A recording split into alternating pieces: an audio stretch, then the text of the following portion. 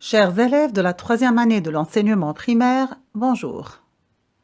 Content de vous retrouver pour vous présenter la quatrième séance de la leçon d'activité orale relative à la semaine 3 de la cinquième unité didactique s'intitulant « L'eau est précieuse ».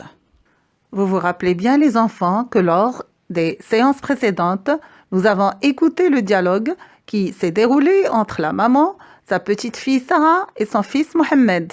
Nous l'avons écouté et nous l'avons mémorisé. Maintenant, je vous invite à le dramatiser, mais il ne faut pas oublier qu'il faut changer de voix à chaque fois qu'un nouveau personnage parle. Très bien, allons-y. La maman. Ferme ce robinet, Sarah. Sarah. Mais pourquoi? Je me brosse les dents. La maman. Tu dois économiser l'eau. Remplis ce verre et rince-toi les dents. Sarah.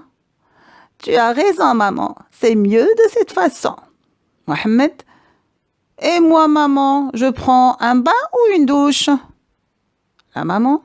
Je te recommande de prendre une douche rapide car l'eau est précieuse. Mohamed. D'accord, maman. Mon enseignante a dit la même chose. Très bien. Maintenant que vous avez bien dramatisé ce dialogue, essayons maintenant de construire nous-mêmes d'autres dialogues sur ce modèle où nous recommandons, nous ordonnons et nous conseillons. Très bien. Essayez de chercher.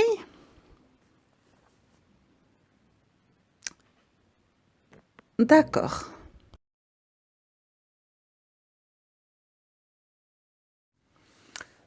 Je vous propose la situation suivante. Regardez l'image. Qui c'est? C'est un jeune homme qui est en train de faire quoi? Il est en train de laver son vélo. Avec quoi lave-t-il son vélo? Il le lave avec de l'eau et cette eau lui provient d'un robinet rattaché à un tuyau. Alors, pensez-vous que cette façon de laver un vélo est économique? Bien sûr que non. Le jeune homme gaspille de l'eau en utilisant le tuyau. Qu'est-ce que vous lui proposez d'utiliser à la place pour ne pas gaspiller l'eau? Réfléchissez bien. Qu'est-ce qu'il peut utiliser? Formidable, vous avez trouvé. Bravo les enfants.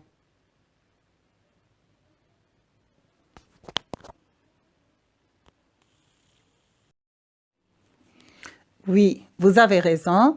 Il peut utiliser un seau rempli d'eau et un chiffon tout simplement. Et de cette façon-là, il va éviter de gaspiller l'eau. Très bien. Maintenant, réfléchissons à la façon avec laquelle on peut formuler les répliques d'un dialogue qui peut se passer entre ce jeune homme et son ami. Réfléchissez bien. Très bien. Déterminons tout d'abord les personnages de ce dialogue. Supposons que le premier personnage est ce jeune homme. Appelons-le par exemple Fouad. Supposons que le deuxième personnage est un ami de cette personne. Appelons-le par exemple Ahmed. Alors supposons que l'ami de Fouad, qui s'appelle Ahmed, vient voir son ami et le trouve en train de laver son vélo avec un tuyau. Alors, c'est lui qui va parler en premier. Ahmed, ferme le tuyau, Fouad. Pourquoi, mon ami? Je lave mon vélo. Tu dois économiser l'eau, car elle est précieuse. Tu as raison, Ahmed. Mais comment je dois faire pour laver mon vélo sans gaspiller l'eau? Mais c'est simple, Fouad. Il suffit de remplir un seau d'eau et de laver ton vélo avec un chiffon. Oui, c'est une très bonne idée. C'est mieux ainsi. Je vais suivre ton conseil.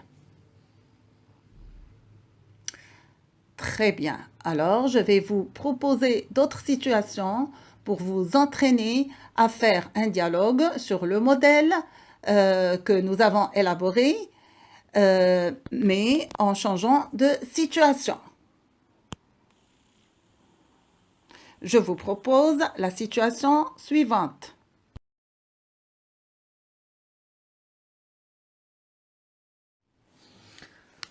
Regardez bien l'image. Qui voyez-vous? Un petit garçon. Très bien. Qu'est-ce qu'il est en train de faire?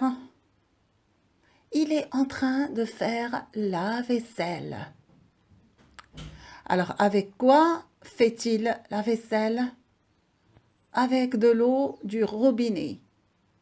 Croyez-vous que de cette façon-là, en laissant couler le robinet, il économise l'eau? Non, bien sûr. Qu'est-ce que vous lui conseillez de faire, à votre avis? Alors, je vous laisse réfléchir et vous entraîner à faire un dialogue sur le modèle que nous avons élaboré ensemble. Alors, bonne continuation et à bientôt. Au revoir.